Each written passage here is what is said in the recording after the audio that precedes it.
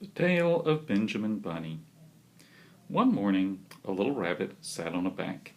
He pricked his ears and listened to the trit-trot of a pony.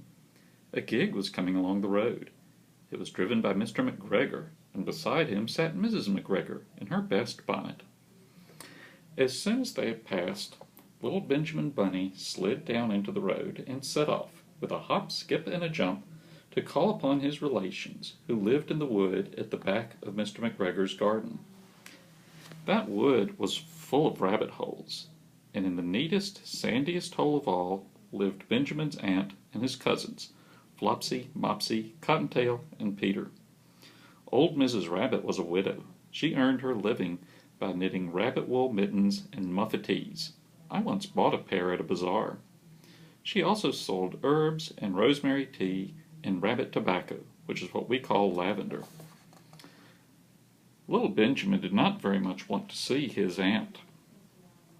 He came round the back of the fir tree and nearly tumbled upon the top of his cousin Peter.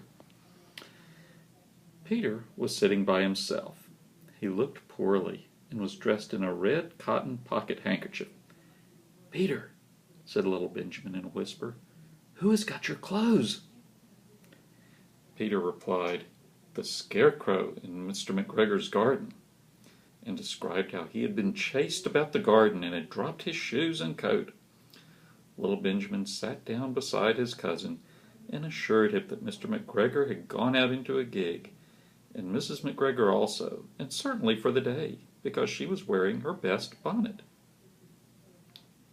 Now, what do you think Peter and Benjamin are going to do to get Peter's clothes back? You'll have to find out tomorrow.